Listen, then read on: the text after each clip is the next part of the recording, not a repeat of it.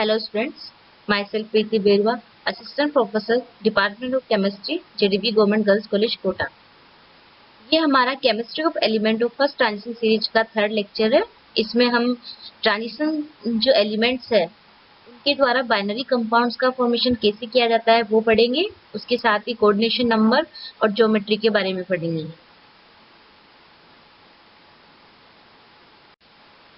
Binary compounds of first transition series. Binary compound मतलब द्विअंगी यौगिक। Binary compound वे यौगिक होते हैं जो दो डिफरेंट तत्वों से मिलकर या दो डिफरेंट आयनों से मिलकर बने हुए होते हैं या उनके कॉम्बिनेशन से मिलकर बने हुए होते हैं। उन्हें हम क्या बोलते हैं? Binary compounds. For example oxides, sulphides, halides, phosphides, carbides, nitrides को हम बाइनरी कंपाउंड्स के रूप में जानते हैं।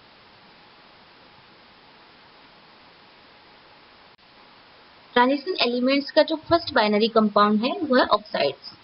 3D ट्रांजिशन सीरीज के जितने भी एलिमेंट्स हैं वो हाई टेम्परेचर पर ऑक्सीजन के साथ रिएक्ट करके ऑक्साइड्स का फॉर्मेशन करते हैं।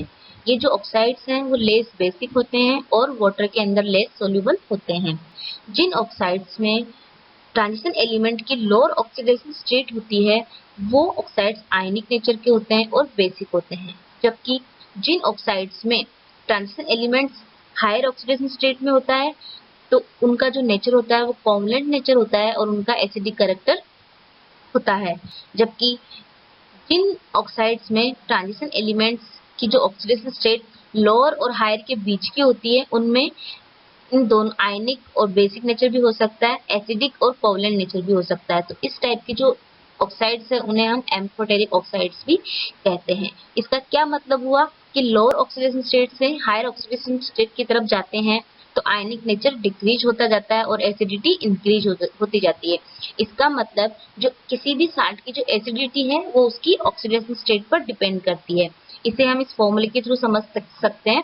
Oxidation state is directly proportional to covalent nature is directly proportional to acidic nature. मतलब जितनी ज्यादा ऑक्सीडेशन स्टेट होगी वो उतना ही एसिडिक नेचर शो करेगा। इन ऑक्साइड्स को 3 भागों में डिवाइड किया गया है: बेसिक ऑक्साइड्स, एम्फोटेरिक ऑक्साइड्स और एसिडिक ऑक्साइड्स। बेसिक ऑक्साइड्स में ट्रांजिशन मेटल अपनी लोअर ऑक्सीडेशन स्टेट में रहते हैं। लोअर ऑक्सीडेशन स्टेट का मतलब है +2 +3 ऑक्सीडेशन स्टेट में। ये ऑक्साइड्स आयनिक नेचर के होते हैं और जो नॉन ऑक्सीडाइजिंग एसिड्स है जैसे HCl उसमें सोल्यूबल होते हैं। इस टाइप के ऑक्साइड्स का एग्जांपल है टाइटेनियम ऑक्साइड, जहां पर टाइटेनियम +2 ऑक्सीडेशन स्टेट में है। क्रोमियम ऑक्साइड, यहाँ पे क्रोमियम +2 में है। उसी तरह manganese oxide, ferric oxide. Second type की जो ऑक्साइड्स है वो है एम्फोटेरिक ऑक्साइड्स। इस टाइप के ऑक्साइड में ट्रांजिशन मेटल अपनी इंटरमीडिएट ऑक्सीडेशन स्टेट में रहता है। इंटरमीडिएट से मतलब है +4 +5 ऑक्सीडेशन स्टेट में। इस टाइप के जो ऑक्साइड्स होते हैं वो नॉन ऑक्सीडाइजिंग एसिड मतलब HCl में सोल्यूबल होते हैं। इसके भी एग्जांपल है टाइटेनियम डाइऑक्साइड, यहाँ पर टाइटेनियम +4 ऑक्सीडेशन स्टेट में, वेनेडियम डाइऑक्साइड वेनेडियम +4 में, क्रोमियम ट्राइऑक्साइड। थर्ड टाइप का जो ऑक्साइड्स है वो है एसिडिक ऑक्साइड। इस टाइप के जो ऑक्साइड्स हैं वो वीक एसिडिक मतलब बेसिक नेचर के होते हैं और इनमें जो ट्रांजिशन मेटल होती है वो अपनी हायर ऑक्सीडेशन स्टेट में रहती है। हायर ऑक्सीडेशन स्टेट का मतलब है +6 +7 या +5। टाइप के जो ऑक्साइड्स हैं वो बेस में सोल्यूबल होते हैं क्योंकि इनका नेचर बेसिक होता है। इस टाइप के ऑक्साइड्स का एग्जांपल है वेनेडियम पेंटा ऑक्साइड, क्रोमियम ट्राई ऑक्साइड।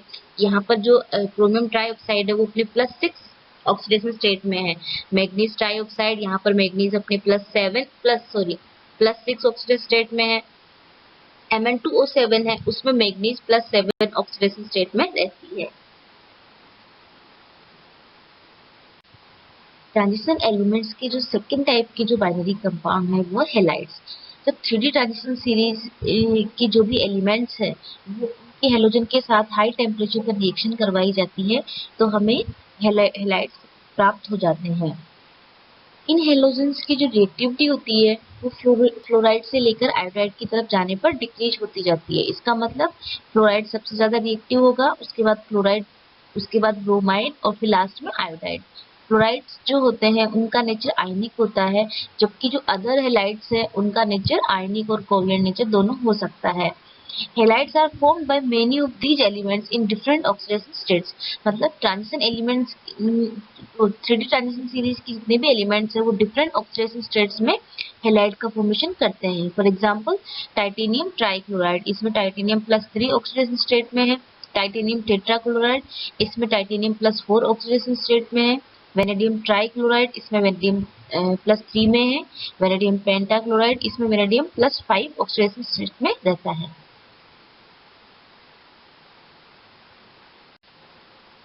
हर टाइप की जो बाइनरी कंपाउंड्स हैं वो है सल्फाइड्स। जब 3D ट्रांजिशन सीरीज के एलिमेंट्स को सल्फर के साथ डायरेक्ट हीट किया जाता है तो मेटल सल्फाइड्स का फॉर्मेशन होता है। इसके दो मेथड है, या तो हम मेटल को सल्फर के साथ डायरेक्ट हीट करें, या फिर सेकंड मेथड है मेटल का साल्ट सॉल्यूशन लें, उसकी रिएक्शन H2S या Na2S से करवाएं तो हमें मेटल सल्फाइड मिल जाएगा। मेटल सल्फाइड्स में मेटल्स लो ऑक्सीडेशन स्टेट में होती है जो वाटर के अंदर इनसोल्युबल होती है।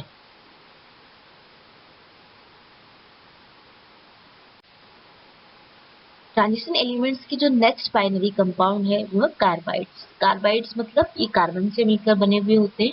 जब किसी भी मेटल की रिएक्शन कार्बन के साथ करवाते हैं in the presence of heat तो हमें मेटल कार्बाइड प्राप्त हो जाते हैं। ट्रांजिशन एलिमेंट्स के कार्बाइड्स बनाने की भी दो मेथड है। पहला मेथड जिसमें मेटल की रिएक्शन कार्बन के साथ हीट की प्रेजेंस में करवाएंगे तो मेटल कार्बाइड प्राप्त होते हैं। जो सेकंड मेथड है उसके अकॉर्डिंग मेटल ऑक्साइड, जिस भी मेटल की कार्बाइड बनाने हो उसका ऑक्साइड लेंगे, उस कार्बन के साथ हीट की प्रेजेंस में रिएक्शन करवाएंगे तो हमें मेटल कार्बाइड प्राप्त हो जाते हैं। अभी जो कार्बाइड्स है उनको दो भागों में क्लासिफाई किया गया है। फर्स्ट टाइप की जो कार्बाइड्स है वो है मेटेलिक कार्बाइड या इंटरस्टिशियल कार्बाइड्स। सेकेंड टाइप की जो कार्बाइड्स है वो है साल्ट लाइक कार्बाइड्स। जो मेटेलिक कार्बाइड्स होते हैं वो हार्ड होते हैं, उनमें मेटेलिक प्रॉपर्टीज पाई जाती है। ये बहुत जो हाई टेम्परेचर होता है उस पर भी स्टेबल होते हैं, केमिकली इनर्ट होते हैं और इलेक्ट्रिसिटी के गुड कंडक्टर्स होते हैं।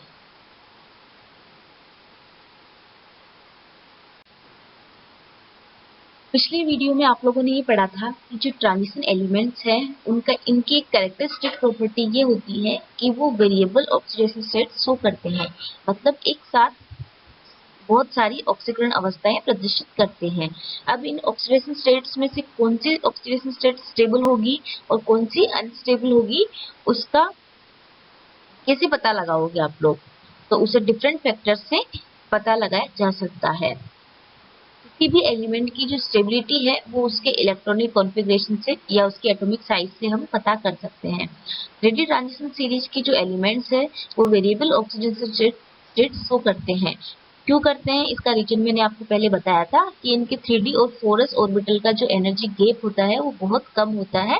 तो 4s ऑर्बिटल में से इलेक्ट्रॉन निकलने के बाद 3D ऑर्बिटल्स में अगर कोई अनपेयर्ड इलेक्ट्रॉन है तो वो आसानी से निकल जाएगा। इस कारण जो 3D ट्रांजिशन सीरीज के जितने भी एलिमेंट्स हैं वो बहुत सारी ऑक्सीकरण अवस्थाएं प्रदर्शित करते हैं। जनरली क्या होता है कि जो लोअर ऑक्सीडेशन स्टेट्स होती है वो हायर ऑक्सीडेशन स्टेट से लेस स्टेबल होती है।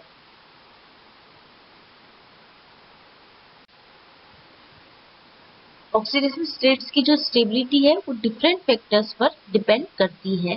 फर्स्ट फैक्टर है फुली फिल्ड, हाफ फिल्ड और vacant D orbital.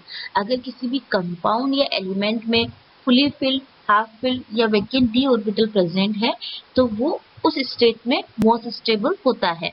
Fully filled का मतलब उसके डी ऑर्बिटल फुल फिल्ड हो, उसका कॉन्फ़िगरेशन D10 हो। हाफ फिल्ड का मतलब D5 और वैकेंट डी ऑर्बिटल का मतलब D0।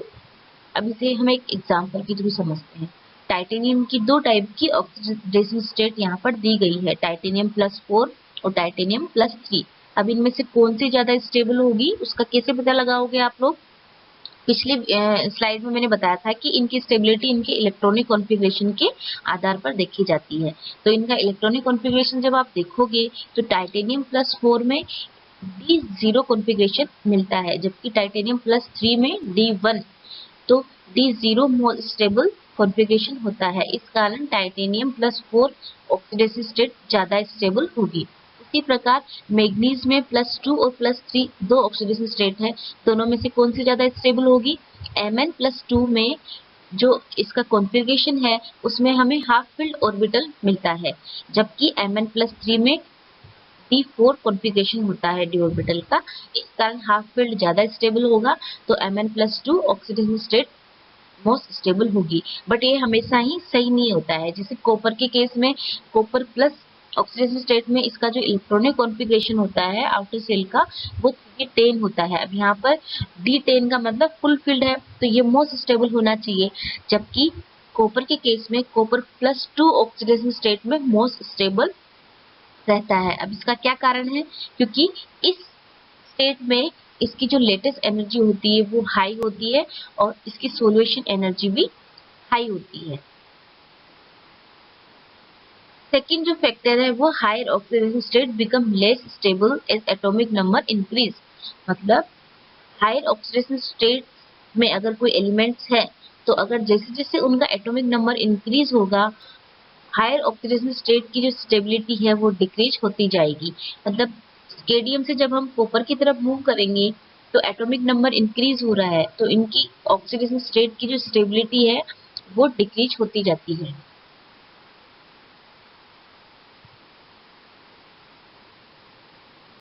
नेक्स्ट जो टॉपिक है वो है कोऑर्डिनेशन नंबर। आप लोगों ने पिछले वीडियो में पढ़ा था कि जो ट्रांजिशन एलिमेंट्स हैं उनके कैरेक्टरिस्टिक प्रॉपर्टी ये है कि वो कॉम्प्लेक्स फॉर्मेशन करते हैं। क्यों करते हैं? क्योंकि उनमें d ऑर्बिटल प्रेजेंट होते हैं। अगर आपको किसी भी कॉम्प्लेक्स में कोऑर्डिनेशन नंबर पता हो तो आप उस कॉम्प्लेक्स की ज्योमेट्री और उसकी शेप के बारे में पता कर सकते हो। कोऑर्डिनेशन नंबर होता क्या है? जब कॉम्प्लेक्स का फॉर्मेशन होता है तो सेंट्रल मेटल एटम या आयन डायरेक्टली कितने लिगेंड से अटैच है उसकी संख्या को हम क्या बोलते हैं? कोऑर्डिनेशन नंबर या उप सहसंयोजक संख्या। या फिर कॉम्प्लेक्स फॉर्मेशन के दौरान सेंट्रल मेटल एटम या आयन के द्वारा कितने इलेक्ट्रॉन पेयर एक्सेप्ट किए गए उसकी संख्या को भी हम क्या बोलते हैं? Coordination number. For example Ag+ का जो Ag+ आयन है उसका कोऑर्डिनेशन नंबर कितना है? 2। मतलब जब Ag+ आयन कॉम्प्लेक्स का फॉर्मेशन करेगा तो 2 इलेक्ट्रॉन या 2 लोन पेयर को एक्सेप्ट करेगा या 2 लिगेंड के साथ बॉन्ड बनाएगा, तो इस वजह से कोऑर्डिनेशन नंबर कितना हुआ Ag+ आयन का? 2। उसी प्रकार कॉपर+2 आयन का कितना हुआ? 4। क्रोमियम+3, निकल+2, कोबाल्ट+3, कोबाल्ट+2 एंड आयरन+3 का जो कोऑर्डिनेशन नंबर कितना हुआ? 6। 3D ट्रांजिशन सीरीज के जो एलिमेंट्स हैं वो जनरली कोऑर्डिनेशन नंबर 4 और 6 वाले कॉम्प्लेक्स का फॉर्मेशन करते हैं।